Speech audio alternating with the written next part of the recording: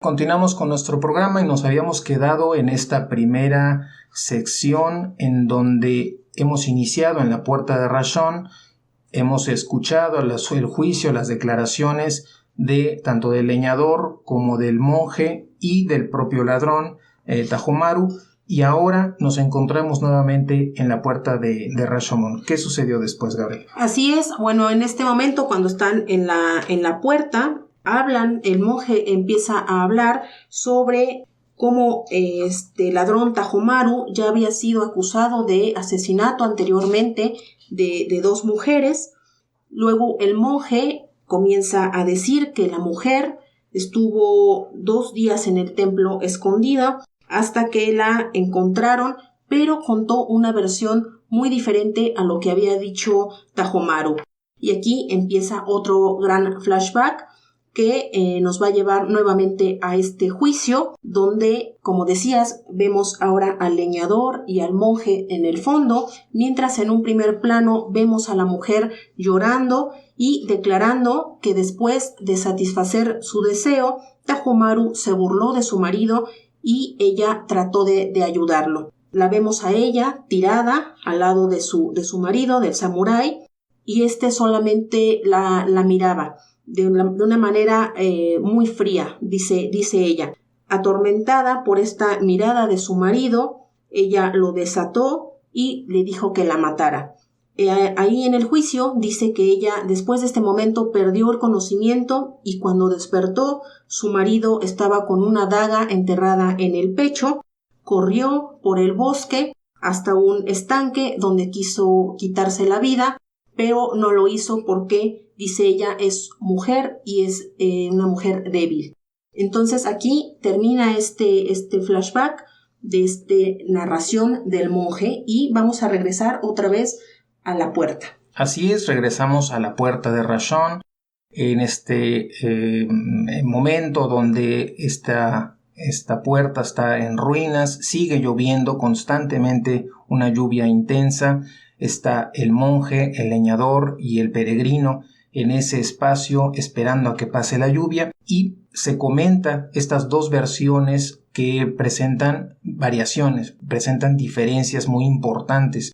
Entonces el monje le dice que el samurái muerto también tuvo la oportunidad de hablar, de declarar, y entonces ahí es donde el peregrino le dice cómo va a declarar si el samurái está muerto. Dice, bueno, el monje le explica que él pudo hacer su declaración a través de una vidente, que sería en este caso la vidente Miko, que a través de ella va a poder comunicarse. Y ahí vamos a entrar entonces a lo que es el juicio, en el que vamos a escuchar la versión del samurái, del esposo, a través de la vidente, en una escena realmente impresionante, porque estamos observando a cuadro la imagen de Miko, de esta medium, pero la voz en la posesión del espíritu del samurái es que podemos escuchar en labios de esta medium la voz del propio samurái en una escena realmente impresionante por ese contraste de ver ese rostro femenino de la medium, pero con la voz del samurái.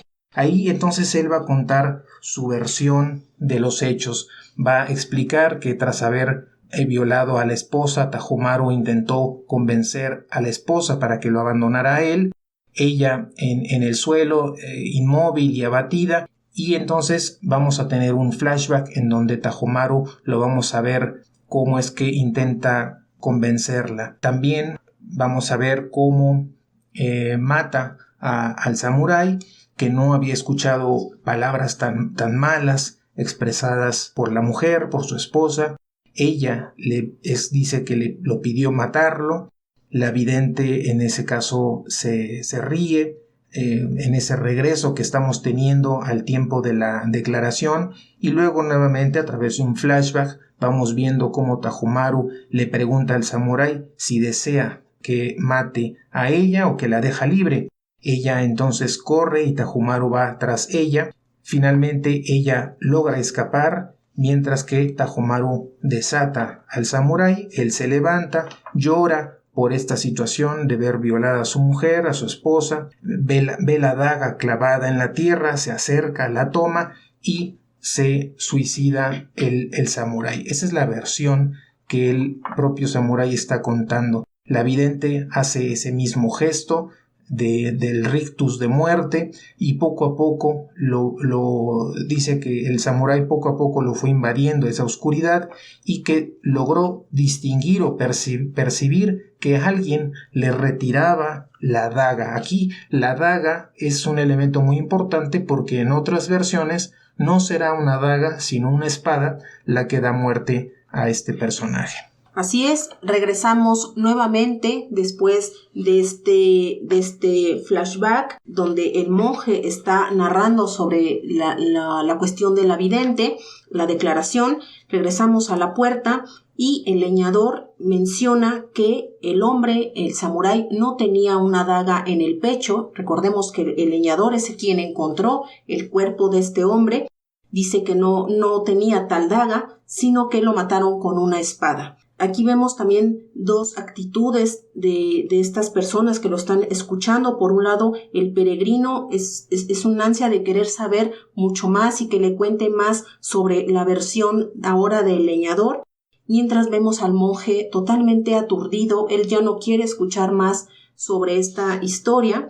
Y bueno, finalmente el leñador vuelve a narrar que cuando iba en el bosque vio el sombrero de una mujer y más adelante vio al hombre, al samurái, a la mujer y a Tajomaru. Es decir, aquí ya cambió totalmente la versión que había dado ante las autoridades, donde solamente dijo que vio la cuerda, el sombrero y las manos de alguien que había fallecido. Aquí vamos a tener otro flashback donde vemos a Tajomaru que pide a la mujer que se case con él, le ofrece dinero, le ofrece incluso trabajar honestamente. Sin embargo, se pone él muy agresivo con ella, le dice prácticamente: si no aceptas, te mato. Ella toma entonces la daga, desata a su marido y hace que estos dos hombres, Tajomaru y el samurái, se enfrenten por ella. Ambos deciden finalmente que no vale la pena luchar por una mujer así. Ella los sigue provocando mucho más con palabras para que peleen. Empieza entonces una larga lucha, ocupa un buen fragmento de la película, esta lucha que vemos entre ellos, y finalmente Tajomaru mata al samurái y ella escapa. Vemos al mismo Tajomaru sacando la espada del cuerpo del samurái. Así es, y esta escena, después de un corte directo, nos va a situar nuevamente en el tiempo real de la diégesis, es decir, en el escenario de la Puerta de Rashon, para el final de esta película. Aquí vemos al peregrino que duda de la versión del leñador, cuando en ese momento empiezan a escuchar el llanto de un niño. Se aproximan, uno de ellos, el monje, encuentra a un bebé abandonado y va a ser esta tercera persona del grupo, el peregrino, quien va a intentar quitarle al bebé sus ropas para robárselas. Ahí empieza entonces un conflicto moral muy potente de la película, que tiene que ver con la idea del egoísmo, con la idea de la sobrevivencia del pensamiento individual, del individualismo, respecto a la poca conciencia con respecto al otro. Ahí entonces se plantea la cuestión de que todos los hombres piensan en sí mismos y no en los demás. Este peregrino entonces también lo va a acusar al leñador de mentirle a las autoridades. ¿Cómo es que a él lo están acusando de pensar en sí mismo cuando él también, por proteger su integridad, falseó sus declaraciones frente a la autoridad? Entonces es un juego en donde hay un mutuo reclamo entre ellos sobre estas cuestiones éticas y morales. Entonces aquí este peregrino lo acusa de mentirle a la autoridad, de quedarse con la daga en tanto que es un objeto de valor. se van del lugar, él se va con la ropa del niño y quedan entonces el leñador y el monje en una de las escenas más interesantes y más intensas también de la película, en donde a través de una disolvencia y una elipsis de tiempo vamos viendo cómo termina la lluvia, pasa la lluvia, el niño está llorando, el leñador quiere tomar al niño y el monje es el momento en donde él desconfía del leñador también. Todas estas historias que el monje estuvo conociendo a partir de la muerte del samurái, de cómo eran las actitudes de la humanidad en esa época, el monje desconfía de la humanidad de alguna manera. Entonces aquí también va a desconfiar del leñador porque pretende llevarse al niño, al bebé. El leñador le dice que él lo puede criar, que él ya tiene varios hijos y que con uno más lo puede hacer también. Entonces el monje de alguna manera vuelve a confiar no solamente en la figura del leñador, sino vuelve a confiar de manera metafórica en la humanidad. Y el monje le entrega, le agradece por una parte el poder confiar nuevamente en la humanidad y le entrega al niño. El leñador entonces va bajando las escalinatas de esta enorme puerta de Rashon con el niño en brazos y vemos en una extraordinaria fotografía el monje en segundo plano para, después de un corte directo, quedarnos nuevamente con este letrero en madera con los caracteres, con los kanjis de la puerta de Rashon. Y con esto termina esta obra maestra de Akira Kurosawa por esta película Rashomon de 1950. Definitivamente una obra muy interesante, muy valiosa por todas estas aportaciones que hace al cine mediante el uso de recursos como el flashback y bueno, sin duda esta cuestión del llamado efecto Rashomon que fue después muy influido a otros directores posteriores. Es sin duda una gran obra.